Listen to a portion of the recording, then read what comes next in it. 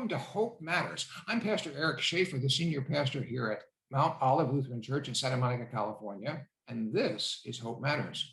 Each week we talk to an interesting person from around the country, around the community, even around the world about the theme of hope, because we believe that hope matters.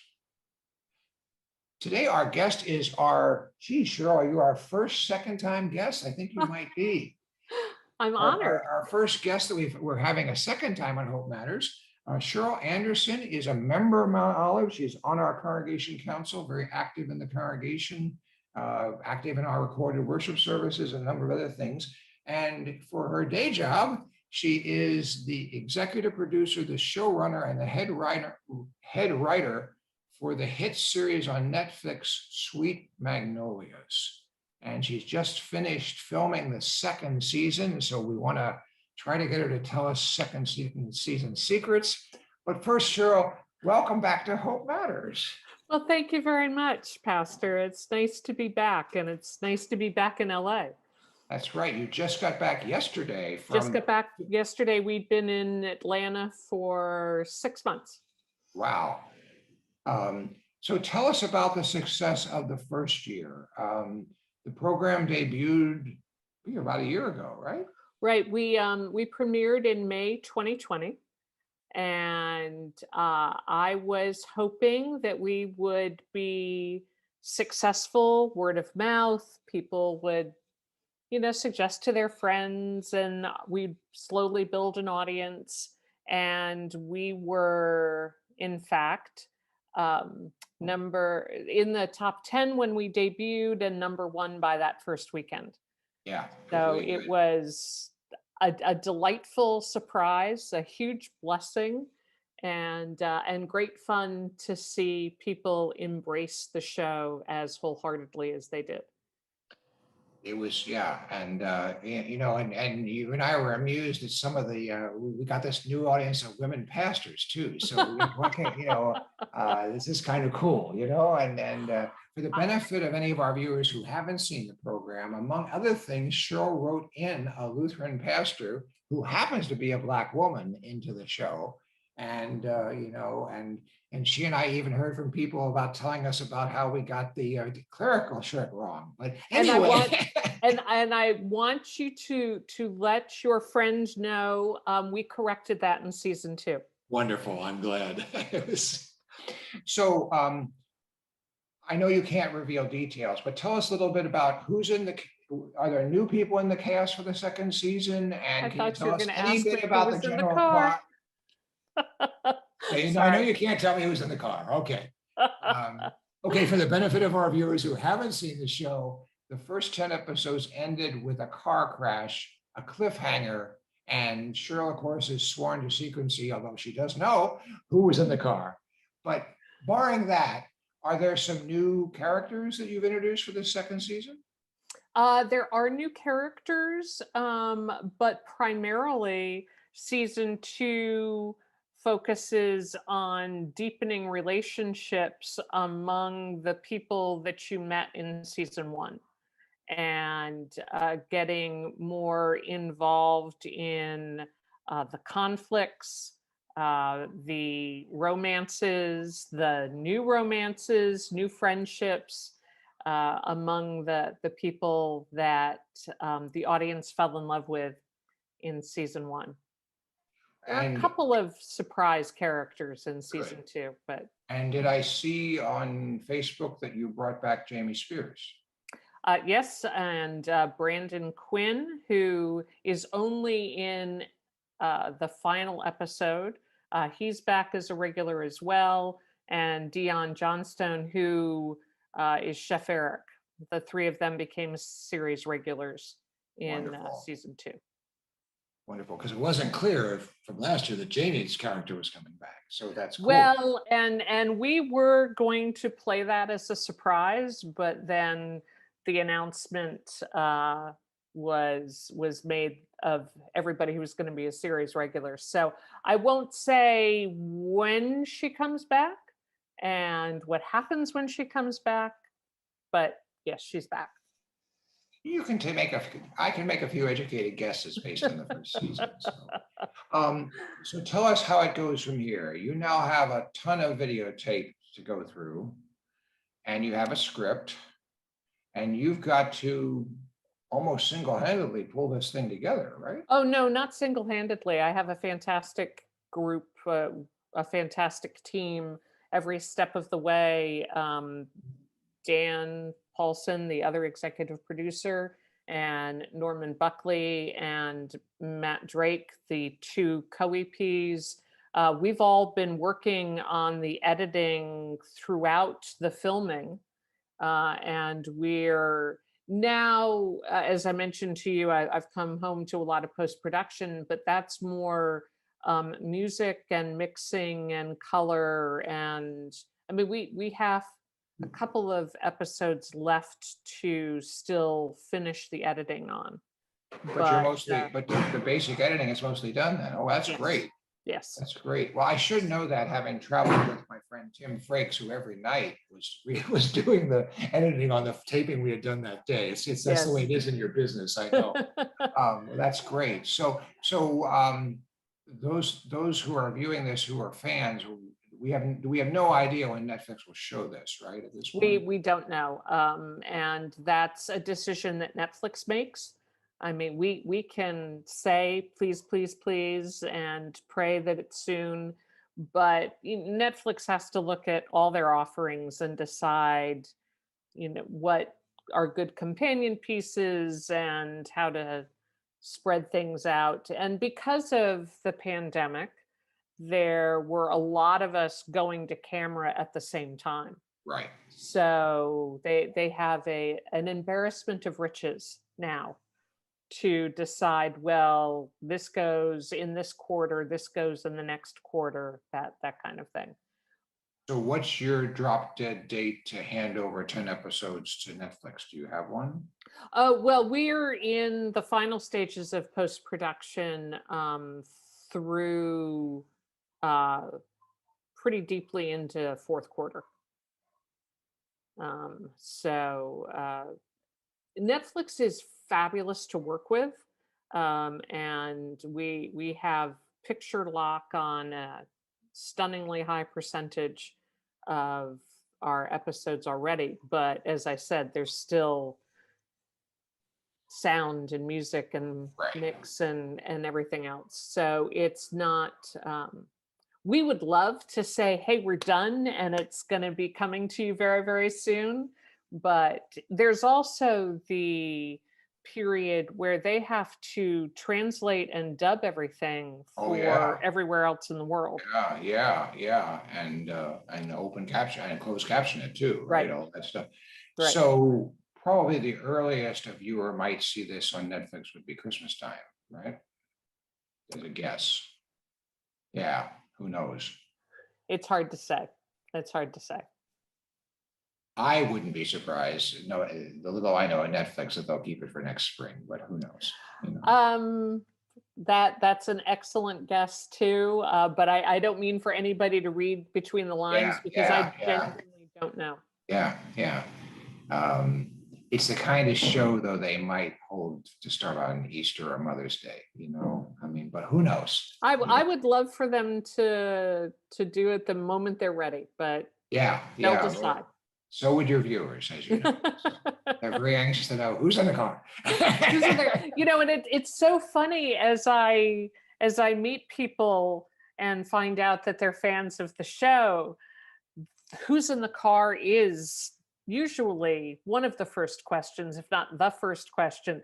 But now, having filmed all of season 2, I have to stop and think, wait, you still don't know who's in the, oh, right. You don't know who's in the car. That's right.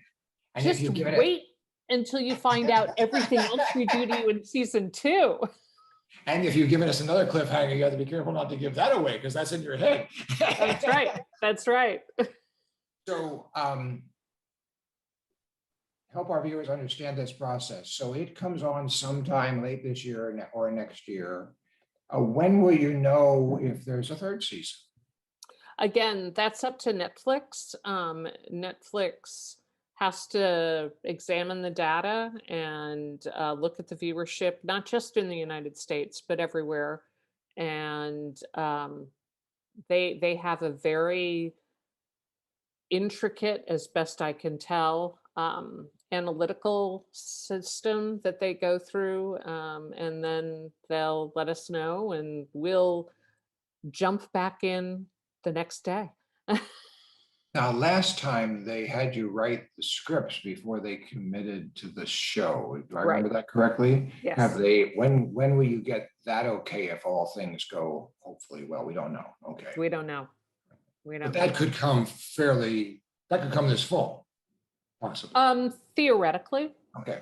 Yeah. again, those are all Netflix processes, and all I can do is assure them that we've got plenty of stories ready to go. And Oh, of course you do.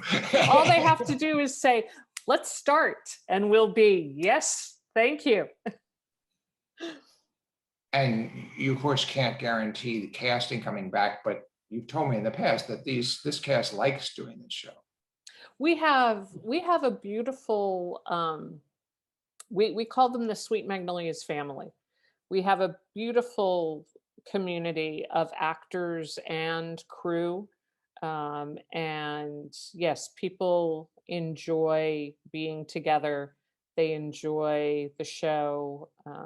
And I consider it one of, if not my chief responsibility, to make sure that everybody's enjoying themselves. I told everybody the first day, I want you to feel safe, heard, and respected. And if you're ever not, you need to come find me. I don't care what your job is.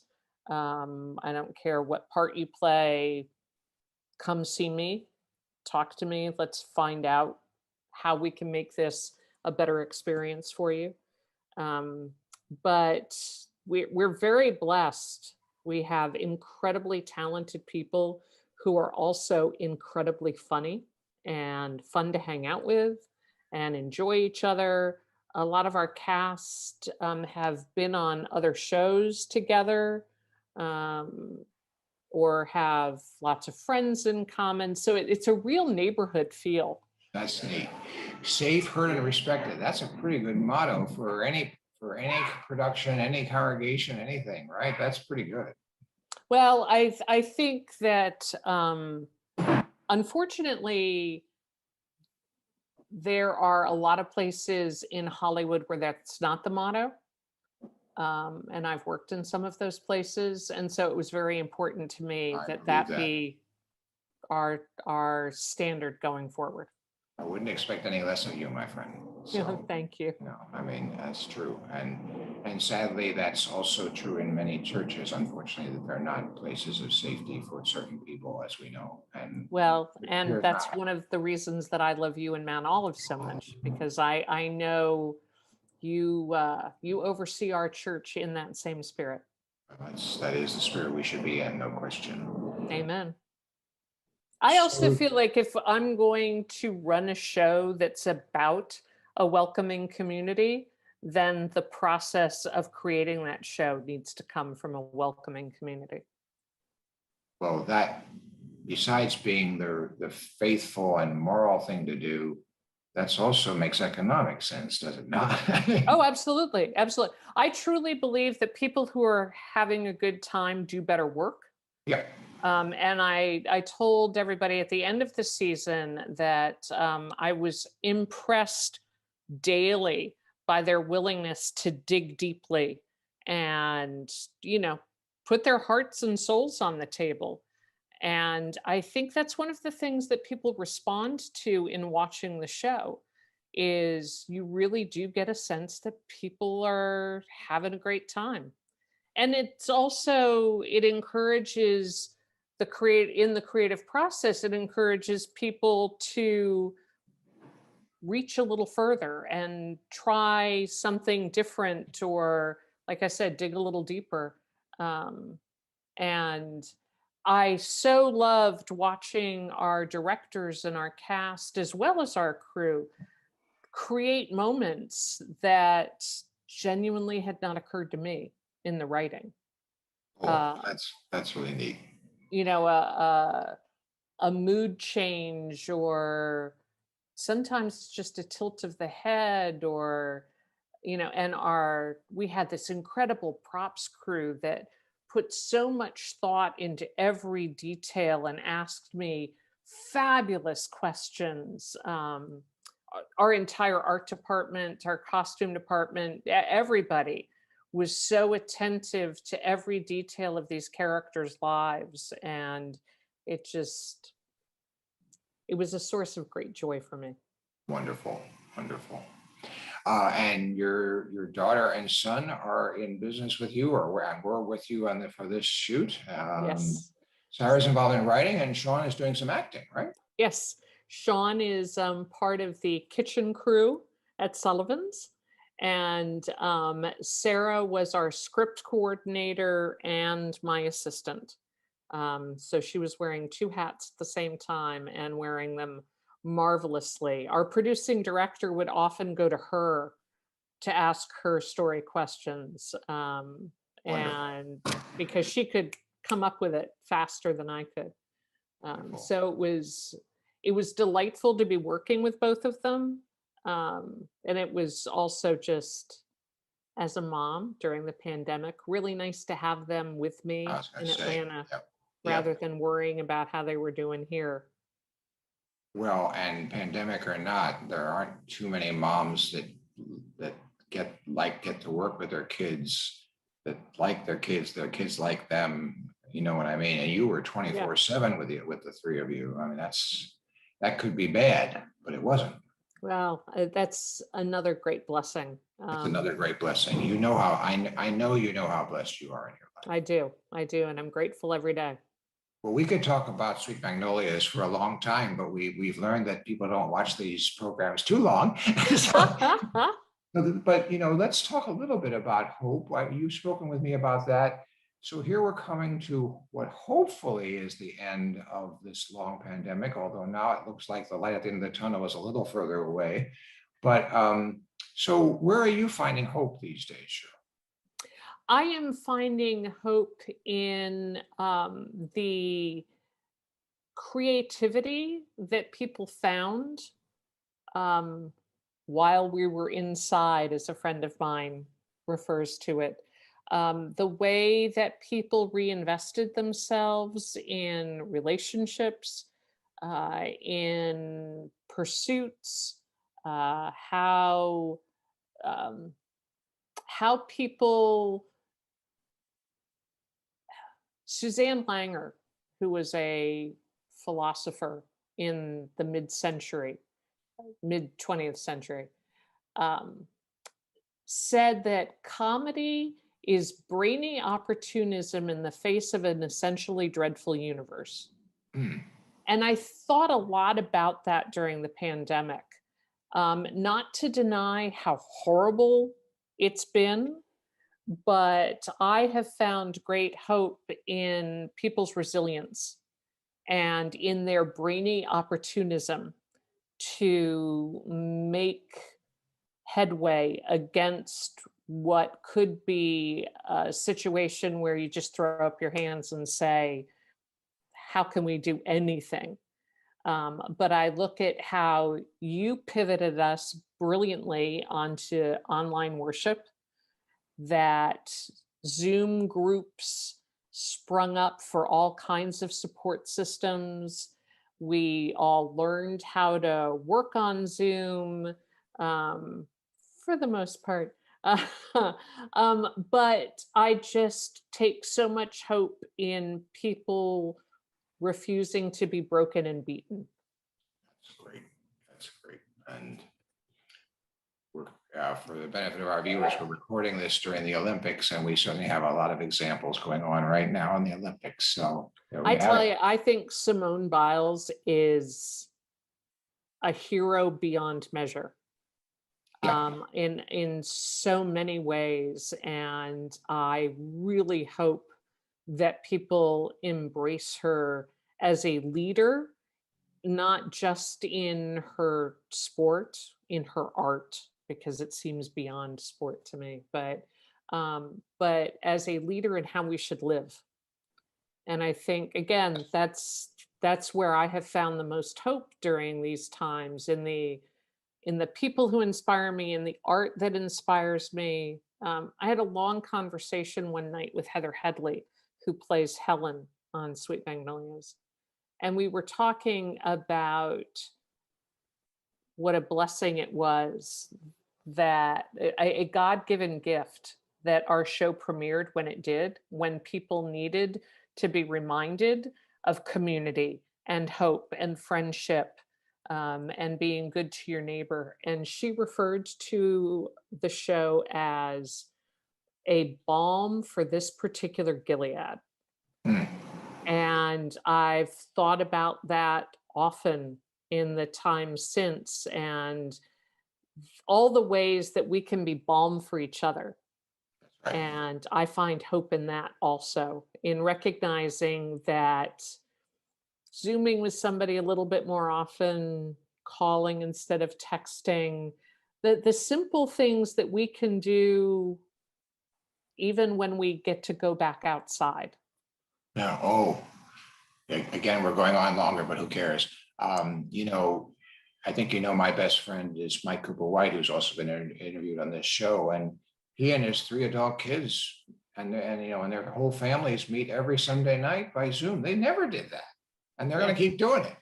So there it is. I mean, a lot of good has come out of a very hard time. Absolutely. Absolutely. And if, again, the hope I take in the fact that so many of us were able to find diamonds among the ashes. Yeah. Yeah. Well, And may we not lose sight of that. May we hang on to what's important, when the sun shines again. Yeah, no, I think that's exactly right. Well, thank you, Sheryl. Thanks for being with us again on Hope Matters. This has been Hope Matters, a production of Mount Olive Lutheran Church here in Santa Monica, California. I'm Pastor Eric Shafer, the host of Hope Matters. Our guest this week has been Cheryl Anderson, member of Mount Olive, leader of Mount Olive, and also the head writer, showrunner, and executive producer of Sweet Magnolias, coming to Netflix sometime in the next year for season 2. And with our hopes that season 3 will not be far behind. So thank you for being with us today, Sheryl. Thank you, Pastor Eric. A marvelous fun as always. Thank you. This has been Hope Matters. We believe that hope matters. We believe in the God of hope. Join us again next week. Thank you.